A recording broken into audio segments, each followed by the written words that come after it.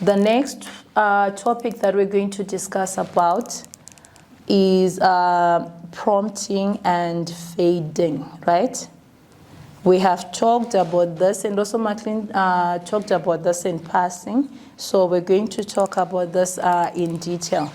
So,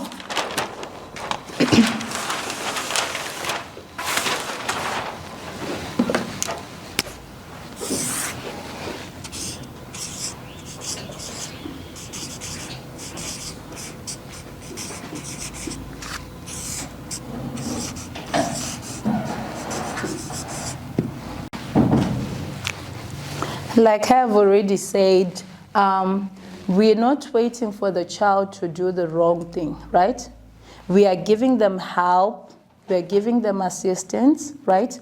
For them to know the correct thing to do, right? Yes. So that is what we call prompting, the help or the assistance that we give the learner for them to be able to perform a target or a new behavior, right? So at first, before they do any wrong thing, we are helping them for them to know what exactly is expected of them, right? So these are just cues to the learner, right? It gives them an idea, right? Like what Maclean has said about voice, when you increase your voice, right? It's just using, we're just using that one as a prompt, right, for the child to know. So if you say, give me green, right? So that one will be a prompt because you are overemphasizing about green, right? And also maybe if you are pointing, you are giving it as a prompt, right? So I'll give examples of prompts. So we have full, physical, we have partial physical, we have full echoic, partial echoic, we have verbal directive,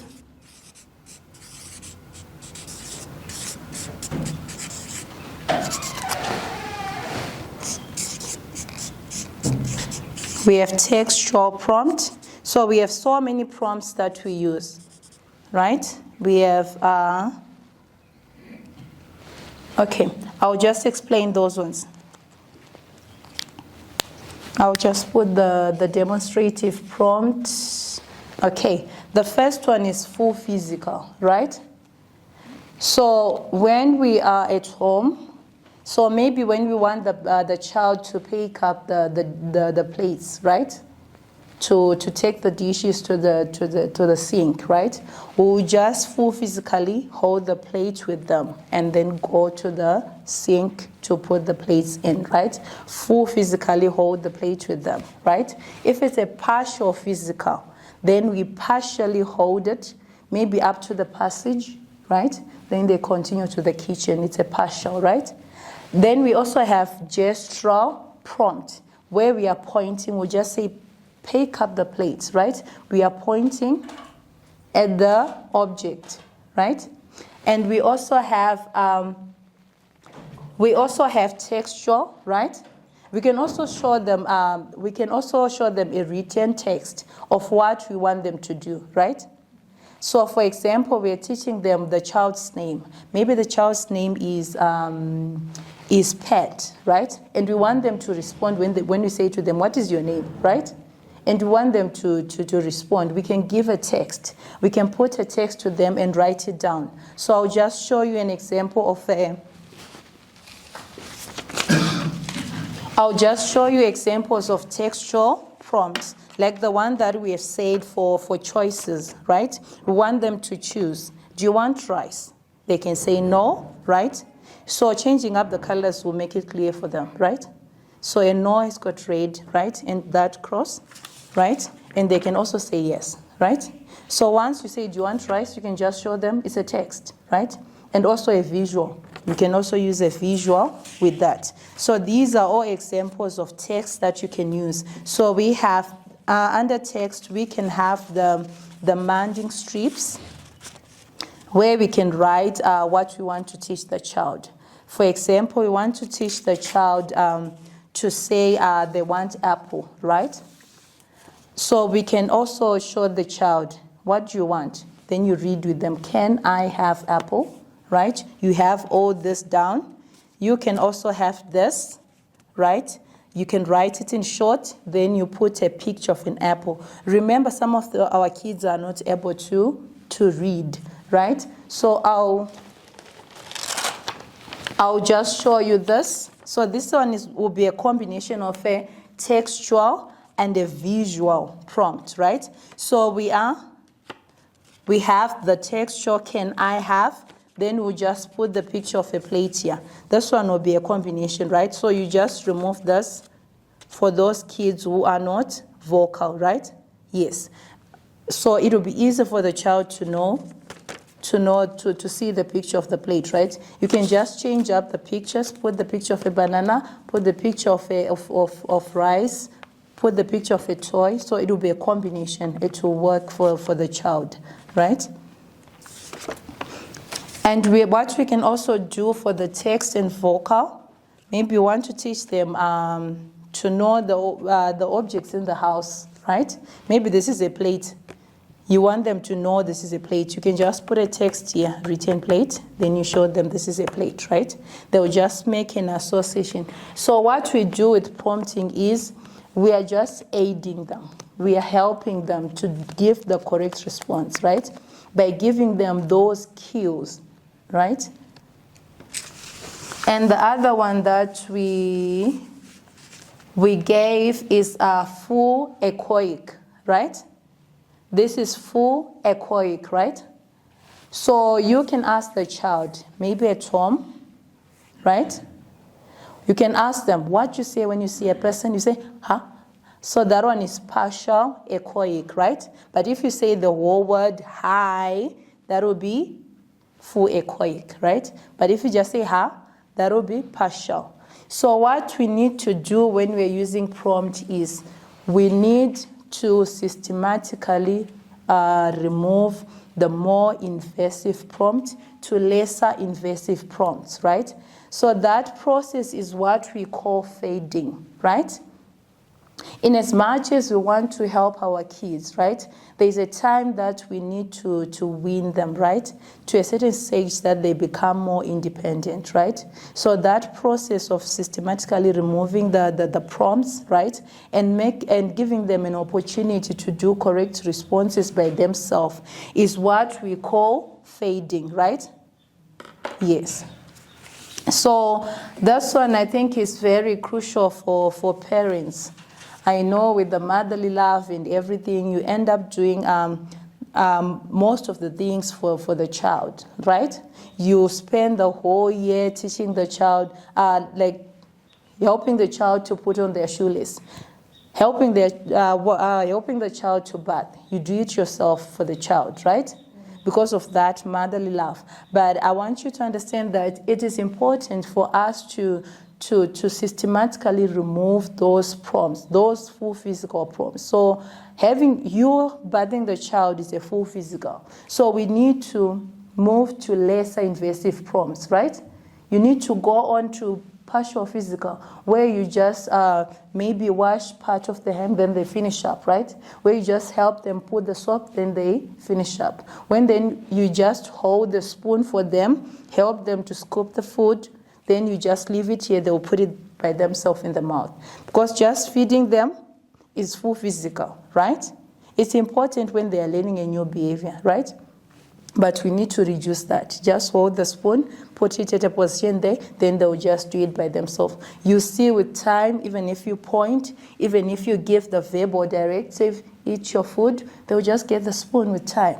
It takes time and it needs patience. I know sometimes you'll be rushing to work in the morning and there are hassles in the house and everything, and you say to yourself, let me just put the kids, they know rush and everything and what. So I think there are times that you need to wean the child, right? Teach the child to do those activities independently, right? Find time where you just go to the bathroom with the child, right? Teach them how to do it first, right? You can even use a demonstrative prompt. Brush your teeth, brushing, like for example, brushing teeth.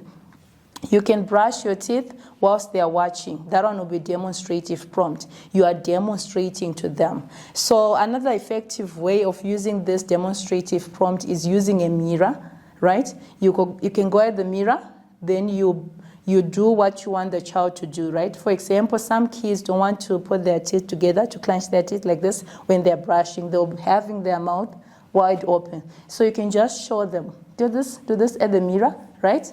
We are doing this, then you show them. You also do it yourself, then the child will be imitating you. So that is a prompt that you can use, right? But it's less invasive than the full physical prompt, the one that you will be doing it for themselves, right? So for them, if you keep on doing the full physical, there won't be need for them to put effort, right? Yes, there won't be need for them to put effort. But like what McLean said, once you are fading these prompts, you need to give a reinforcer there and there, right? So for example, if you are giving the child full physical, you are brushing their teeth, right? Maybe you give them, once they are done, you're giving one cookie, maybe half a cookie for this, right? But once you move to partial physical, you need to give more reinforcement, right? If it's one grape, yeah, maybe 2 grapes. Maybe if they are now able to do it, you can just give them a whole packet of grapes, right? Depending on how invasive is the prompt. The less invasive the prompt, the more reinforcer needed, right?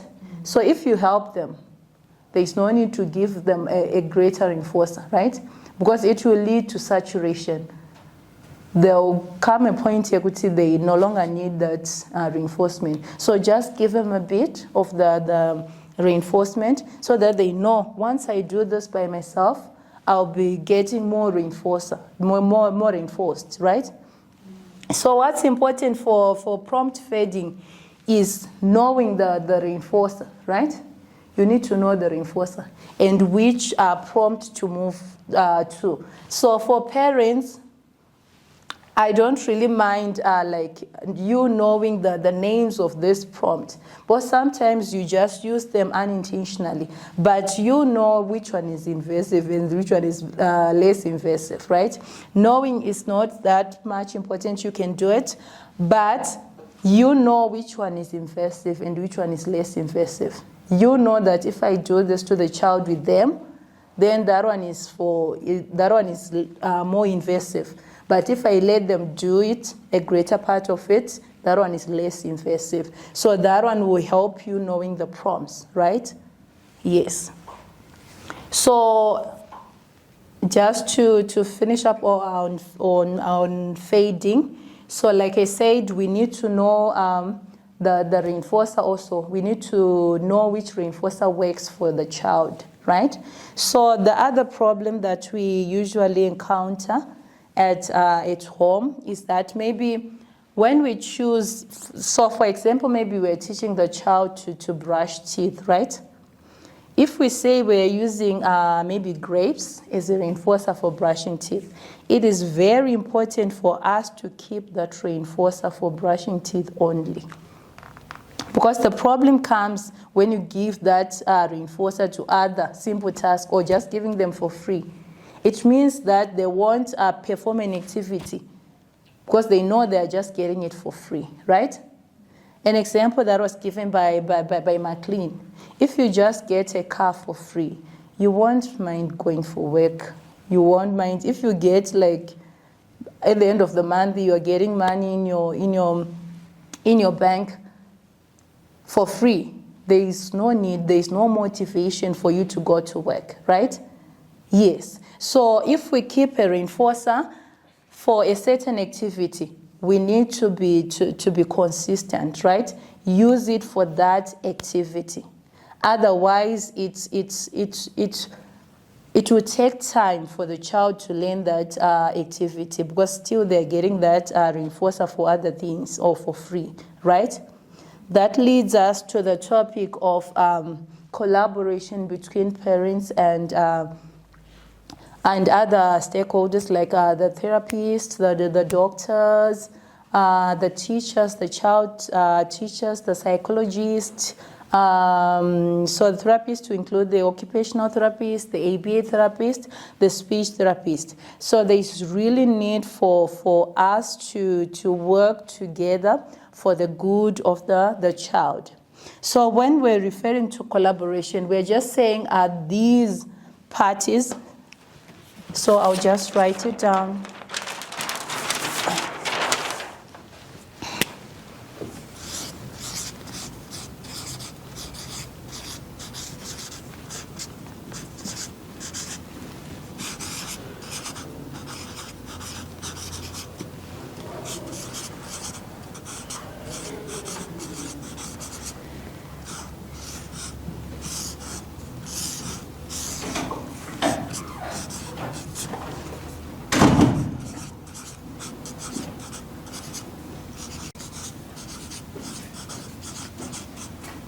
So here we're referring to everyone involved in the child's life, right?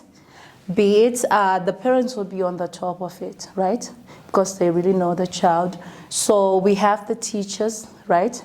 This can be the main teachers at school, the teaching assistants, the therapists, the ABA, the occupational, the behavioral, the physiotherapist, the doctors, the peds, and everyone. And they can be people from church, the Sunday school teachers, right?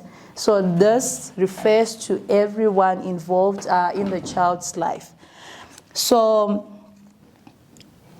we're saying that this is very important for the success and the well-being of the child. So here these people are working together with the parents at the center, right? Yes. So these people are working together, sharing information.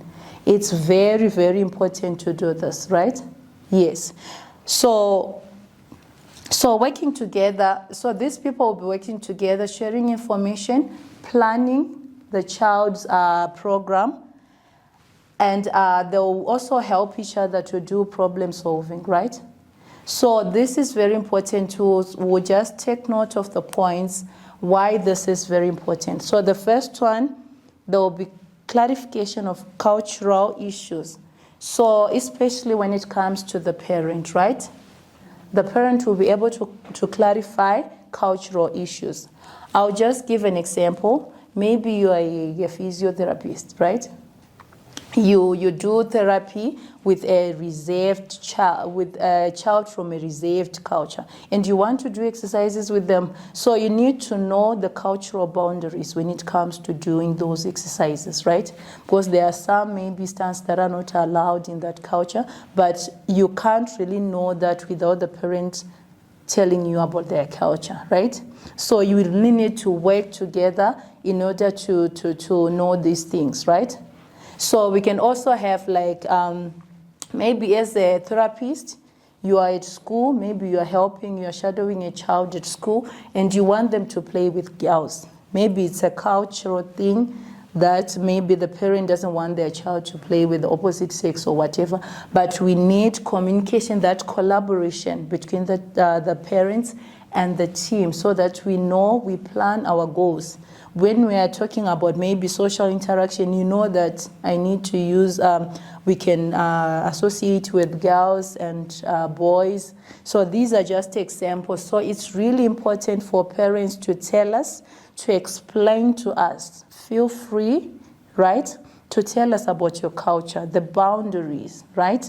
So that they know, these people can know how to plan their program, right? And then there is a more accurate understanding of the child's need, right? If these people collaborate, if they come together. So these are different views, points of views, right? So the speech therapist is coming from a language point of view, right?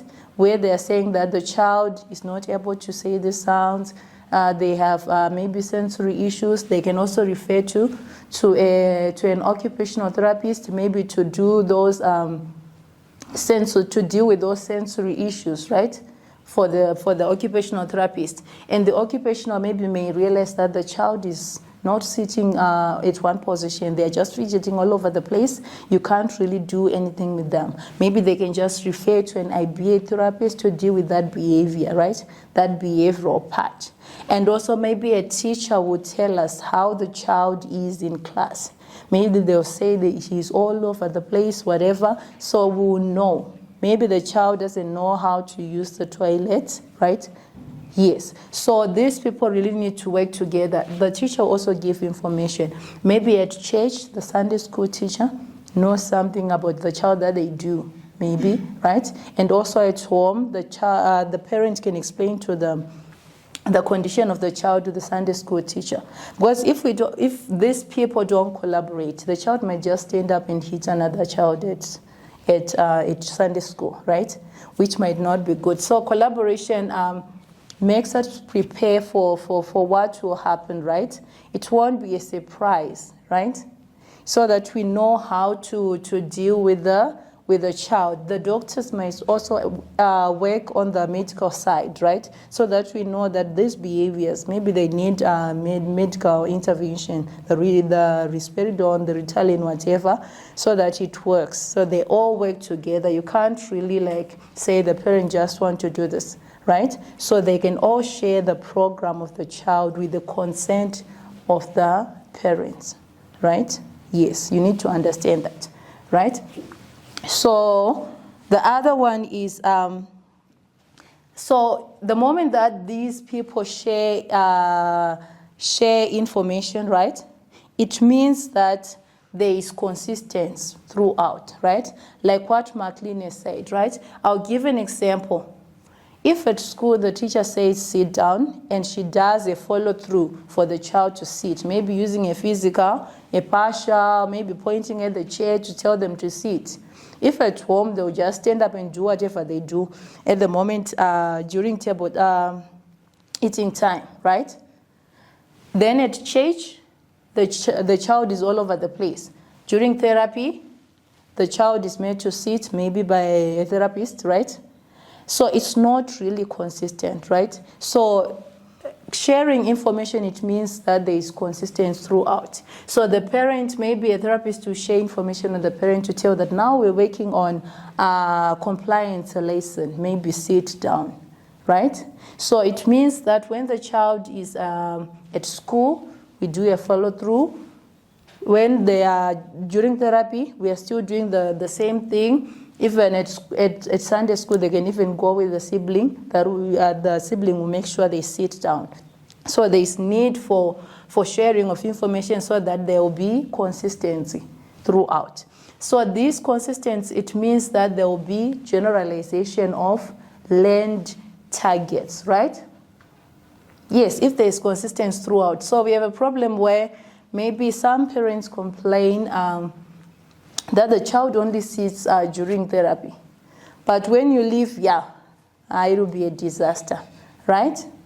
Yes, but if we have collaboration, you teach the caregivers how you're doing it. You teach the caregivers collaboration, the prompts and everything, how you're doing it. You tell them now we're doing this. If we're at the potty, this is what we're doing. We're not wiping them.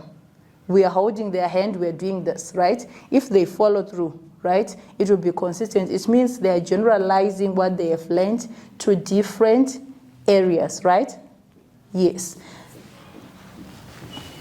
And also, this will lower the family stress, right? So having a child with these developmental challenges can be stressful to most families, right? You can have a moment where the whole family is just stressed up about the whole thing. But if you get to collaborate with the teachers, with the therapists, with the doctors, it makes life a bit easy for you, right? You know how to deal with the child. When it gets tough, you communicate. This one is not working. This prompt is not working. It's very important to know that sometimes a therapist might say, use this prompt. But you know very well that prompt doesn't work for the child.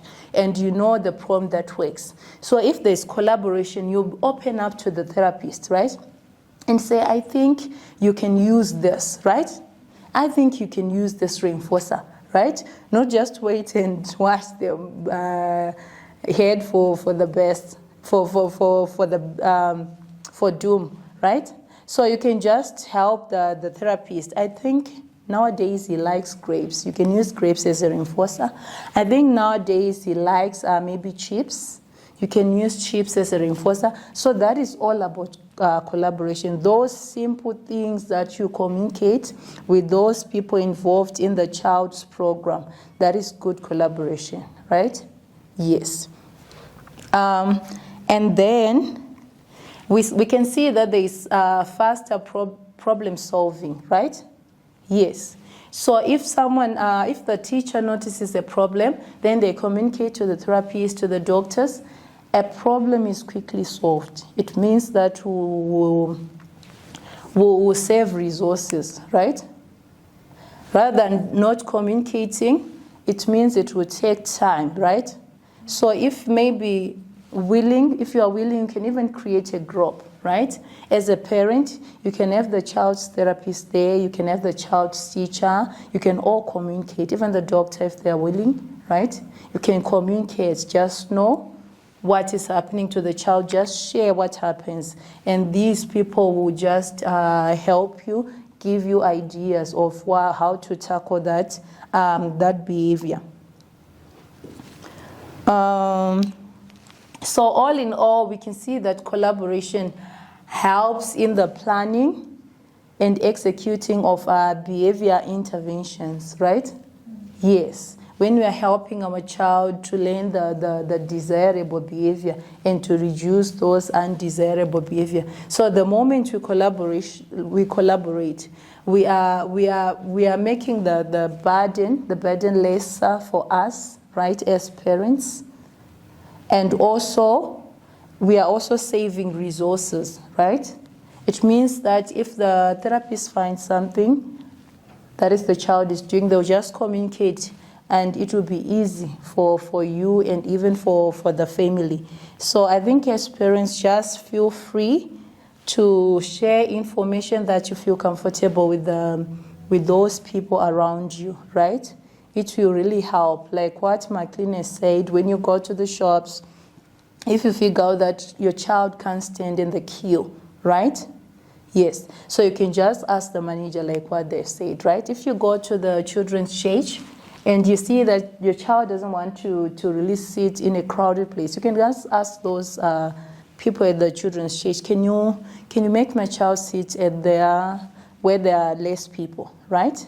Yes. They will really help you. Feel free as parents to communicate, right?